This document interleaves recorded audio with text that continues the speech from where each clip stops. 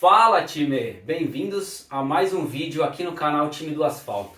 E hoje eu quero conversar com vocês sobre alguns assuntos, vai ser bem interessante. Primeiramente eu quero falar com vocês sobre diferenças Brasil e Inglaterra em relação aos carros, em relação a diversas curiosidades sobre leis, sobre como é aqui. Coisas que quando eu vim pra cá eu não tinha muita noção e também não achei muita coisa relacionada na internet fácil assim para brasileiro. Então eu quero reunir com vocês alguns assuntos, algumas coisas que eu tinha interesse e que agora eu posso passar para vocês, com base na minha experiência, ok? Obviamente. Então esse é um primeiro assunto e eu vou dividir o vídeo em dois para poder ficar um pouco mais fácil e menor também. O segundo assunto que eu gostaria de falar um pouco mais com vocês, e aí sim é voltado um pouco mais para Gearhead, porque eu tinha muito interesse em saber como que era Track Days aqui, importação de carro, onde compra peça, se é barato, se não é.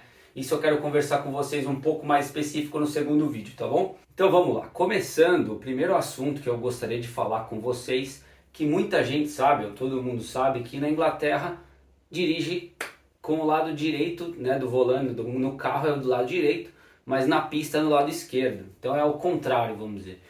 E eu não tinha muita informação em relação a isso em outros países. Eu dei uma pesquisada, são 78 países que dirigem dessa forma, assim como o Japão, a Austrália. Aqui adotou isso há muito tempo atrás e a indústria tem que fazer um rebolado aí para poder ajustar os carros iguais, visto no espelho, né? Então é interessante porque você acha carros, muitas vezes peças lá na Europa de carros aqui, que você tem que comprar, mas tem que tomar cuidado porque como é do lado invertido a peça não encaixa. Isso é uma coisa interessante de saber. Isso deve acontecer também nos outros países que dirigem na mão direita, vamos dizer. Então esse é um ponto interessante. E como se acostumar com isso? Porque quando você vem aqui pela primeira vez, você está acostumado a trocar as marchas ali com sua mão direita. E aí você chega aqui e a diferença de espaço é muito estranha. E realmente, por uma semana mais ou menos, eu diria que você fica meio perdido. Na verdade é engraçado de ver até pessoas que estão chegando agora, elas tendem a ficar muito mais perto da guia do lado esquerdo. Então às vezes você vê alguém quase colando na guia, ralando a roda, e você imagina que ele deve estar vindo de fora, deve ter chegado recente. Mas depois de uma semana eu sinto que você já pega bastante, às vezes antes ou às vezes depois, mas em geral é isso. E vale a pena tentar um dia, se nunca dirigiram, quando vier para cá, pega um carrinho alugado e tenta. Então, falando sobre dirigir aqui na Inglaterra, a primeira coisa que vem na cabeça é como eu vou dirigir aqui sem uma carteira de motorista, não é? Mas o que acontece é que nós brasileiros e de muitos outros países, quando decidimos vir morar aqui ou vir para cá, nós temos até um ano para dirigir com a nossa própria carteira de motorista válida do Brasil. E isso é legal porque você tem um ano para se programar, se você pretende ficar por aqui, para tirar uma carteira aí sim definitiva da Inglaterra.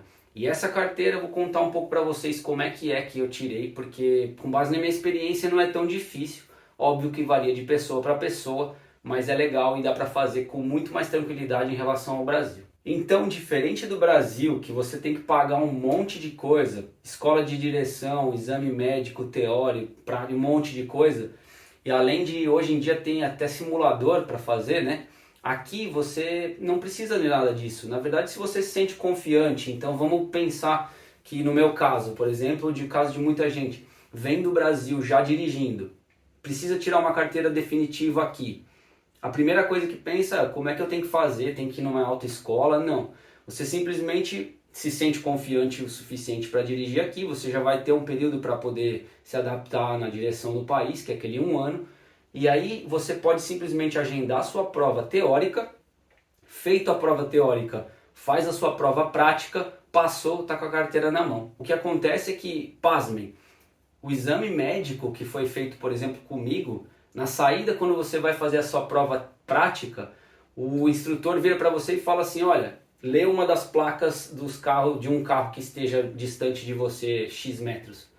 E se você conseguir enxergar aquela placa sem, enfim, precisar de óculos, ou se você declarou que você não precisa de óculos, você passou e aí simplesmente é isso o exame médico. Não precisa ir em um lugar específico fazer nada diferente. Então isso é muito interessante. A única coisa que você vai fazer é um formulário que você vai preencher dizendo que você está apto, que você está bem fisicamente para poder dirigir e não vai correr nenhum risco nesse sentido. Feito isso, sua carteira está na mão. Joia! Tirei minha carteira de motorista, agora o que eu quero é um carro, certo? Para isso você vai precisar, assim como no Brasil, de dinheiro, obviamente, e você decidindo o carro que você quer, você simplesmente vai até o revendedor ou até a pessoa que você vai comprar, assina um documento que chama V5C e manda pelo correio esse documento, o carro já está no seu nome, ele vai chegar daqui a uns dias. Eu gostaria também de falar sobre 3 detalhes que você precisa ter para poder sair com esse carro assim que você compra. O primeiro é o MOT. O MOT é uma inspeção que você faz anualmente nos carros com mais de 3 anos aqui na Inglaterra. Então o carro após 3 anos ele precisa começar a passar por inspeções anualmente. E você pode vender o carro no meio dessas inspeções sem necessariamente ter que refazer. Você só avisa que tem 2 meses, 3 meses, 6 meses de MOT e a pessoa já está ciente disso. Mas isso é importante você checar antes de você sair com o carro, porque se você sai com o MOT vencido e for parado pela polícia, você pode ter alguns problemas por isso. Outro item que você tem que confirmar é em relação ao seguro. O seguro é muito importante aqui. Diferente do Brasil, que o seguro ele é obrigatório e você tem aquele seguro particular, aquele é obrigatório também, mas é o equivalente ao particular. Você tem que ter seguro do carro. O seguro do carro aqui, ele vale para você. Na verdade, você faz um seguro dizendo, eu vou dirigir tal carro. Só você vai poder dirigir aquele tal carro porque você está segurado naquele carro. Se sua esposa não tiver no seguro daquele carro, você não pode dirigir. Diferente do Brasil, que eu acredito que você faça seguro para o carro e quem quiser dirigir está segurado mesmo dirigindo aquele carro. Isso é uma coisa interessante que eu não sabia que funcionava assim. Então até quando vem alguns parentes do Brasil para cá, você tem a opção de incluir ele no seguro por alguns meses, por aquele tempo que ele vai ficar por aqui. Isso é importante você confirmar antes de sair com esse carro, sim. E aí o terceiro item que é importante você checar antes de sair com esse carro é o Road Tax, que aqui na verdade é a única taxa que você paga para poder manter o seu carro na rua. Essa taxa é importante porque ela pode ter vencida e ela não é transferível para ninguém. Então se esse carro foi taxado esse ano e o cara resolveu vender depois de 2 meses, você tem que pagar essa taxa de novo. Ele vai pagar lá o equivalente a 2 meses para ele, mas você tem que começar a pagar também. Você obviamente pode escolher pagar anualmente ou mensalmente e aí você decide o que é melhor. Alguns carros nem essa taxa tem porque ela varia em relação ao tamanho do motor, ela varia em relação ao quanto que ele polui ou não, taxa de emissão. Mas é sempre bom conferir se você tem já pago essa taxa para poder sair, porque como todos esses outros itens, se você não tiver e for parado pela polícia, e aqui a polícia consegue visualizar através de câmeras, muitas vezes ela pode te multar e pode ficar ruim para você, dá até mais de £1.000 de multa aí. Outra coisa interessante de destacar é que todos esses itens que eu comentei, você faz tudo online ou através de correio, é muito prático, é muito simples, você não precisa ir em cartório em lugar nenhum. Essa é uma grande diferença que tem aqui, a facilidade, que não tem burocracia em relação ao Brasil, que tudo tem que ser passado normalmente por cartório, etc. É muito mais prático aqui. Um detalhezinho legal que muitas vezes a gente nem para mais para pensar aqui, mas que é legal de saber. Acho que em todo o Brasil você precisa ter extintor, precisa ter aquele kit de primeiros socorros, precisa ter triângulo, macaco, um monte de coisa que precisa ter no carro, step, basicamente para você poder manter esse carro dirigindo e rodando nas ruas. Aqui não existe esses kits, não para a Inglaterra. É recomendável, obviamente, porque você pode ter uns acidentes na rua e você precisar desses itens, mas não é obrigatório para cá. Então você sai, muitas pessoas nem tem step na rua e já tem seguro, porque daí você liga para o seguro e aciona, mas não é necessário obrigatoriamente a ter a maioria desses itens, como extintor ou kit de primeiros socorros, aqui não precisa. Agora, a gente conversou sobre como tirar a carteira de motorista e existem alguns itens que são meio particulares aqui da Inglaterra que a gente vai aprendendo, obviamente, quando tira a carteira de motorista. E eu gostaria só de conversar sobre alguns deles, porque senão ia ficar muito extenso, obviamente não dá para falar sobre todos eles. Mas uma das coisas que mais me chamou a atenção, que aí sim, talvez no Brasil hoje já esteja mais evoluído em relação à travessia de pedestres. Quando eu cheguei aqui, eu acreditei que, como outros países da Europa, a faixa do pedestre é sempre preferência para o pedestre. E aqui não é bem assim. Na verdade, existem algumas faixas de pedestre que a prioridade é do pedestre. Elas são identificadas com umas bolas amarelas que ficam um de cada lado, piscando. Essas faixas, quando você está cruzando por uma dessa, se tem algum pedestre, você tem que parar. Nas outras, pode acelerar e atropelar porque não tem problema nenhum. Não, obviamente que você não faria isso, mas quando você é pedestre e quer atravessar uma faixa dessa, você tem que tomar mais cuidado, porque não são todas que você pode ter a preferência, certo? Isso é legal e é importante saber. Outra coisa interessante é em relação às bikes e a cavalo. É exigido, na verdade, é bem destacado isso quando você faz o curso ou, né, os treinamentos para dirigir. Você tem que ultrapassar bem aberto as bicicletas e os cavalos também, evitar fazer barulho com escapamento, etc.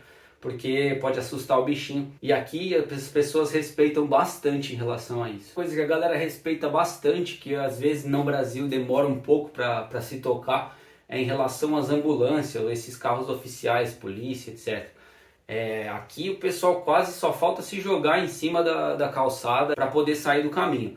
É interessante de ver como eles respeitam esse tipo de situação, e às vezes no Brasil não é tanto, que eu me lembro. Obviamente, a regra é a mesma, mas aqui eu percebo que existe um respeito um pouco maior em relação a isso. O pessoal está sempre querendo sair do caminho, mesmo que tenha que sair numa calçada ou qualquer lugar assim. Outra coisa que eu não posso deixar de falar é sobre as rotatórias. Esse país é baseado em rotatória. Isso economiza muito em equipamento, manutenção nas vias, e vem funcionando muito bem há anos, né? Então as rotatórias aqui são interessantes porque elas são temidas para quem começa a dirigir, e tem algumas regrinhas que você tem que seguir, em qual pista você tem que se aproximar da rotatória para poder sair na pista correta depois. Mas nada bicho de sete cabeças. Uma vez que você está acostumado, você começa a dirigir legal, e as rotatórias são bem úteis. Existem também lombadas, mas não tanto quanto no Brasil. E as lombadas são um pouco diferentes. A mais comum, que é vista em várias cidades, são elevados, mas no formato quadrado, e que muitos dos carros passam sem precisar, na verdade, encostar nesse quadrado. Então é uma lombada meio falsa, só para avisar que ali você tinha que reduzir. Existem outras também que você sobe, anda um trecho e desce, mas é muito mais tranquilo e muito menos, acho que, agressivo para o carro do que a do Brasil, que são sem muito padrão muitas das vezes, né? Ah, mas a Inglaterra é país de primeiro mundo, deve ser um tapete a rua, né? Não é bem assim. Na verdade, existe sim muitos buracos nas ruas do interior, principalmente por conta da chuva, umidade. O asfalto sofre bastante aqui. Tem bastante também caminhão, tem carros de carga em geral, mas também é muito melhor do que no Brasil. Isso não dá para negar. As motorways, que são as autoestradas, elas realmente são bem boas. Geralmente não se encontra nenhum tipo de buraco, nenhum tipo de ondulação muito ruim. Elas são boas sim. Agora as ruas do interior, em cidades menores, é bem comum você ver buraco nesses lugares. Então é bom, mas nem tanto. Assim como muitas das cidades da Europa, aqui também tem ruas muito estreitas, porque foram construídas sei lá quantos anos atrás. Isso dificulta bastante o trânsito. Muitas vezes você pode parar, você mora numa dessas ruas estreitas e você pode parar o carro na frente da sua casa. Em algumas situações fica bem complicado o trânsito naquela rua, porque só tem espaço para dois carros e você já deixou o seu carro parado lá. Então é bem comum você estar dirigindo e você tem que parar atrás desse carro, esperar o outro carro passar para você poder sair. E isso, na verdade, está dentro da sua rotina. Você acostuma a viver assim, mas no começo é estranho, porque você fala, poxa, que não devia parar esse carro aqui. Mas na verdade ele pode parar e aí você tem que se adaptar àquilo. Outra coisa interessante é que você pode parar o carro aqui. Isso me chocou bastante quando eu cheguei. Você pode estacionar para qualquer lado, você tem que estar esperto para qual lado daquela rua você realmente pode sair. Que normalmente é ir de volta, mas tem que ficar de olho. Já as autoestradas, elas são bem estruturadas mesmo. A maioria você não precisa pagar pedágio, são muito poucos os pedágios que você encontra aqui na Inglaterra. Os services, que são os postos que você encontra nas estradas, eles são bem estruturados. Normalmente os banheiros são free. Muitos outros países da União Europeia, eles cobram para você ir no banheiro.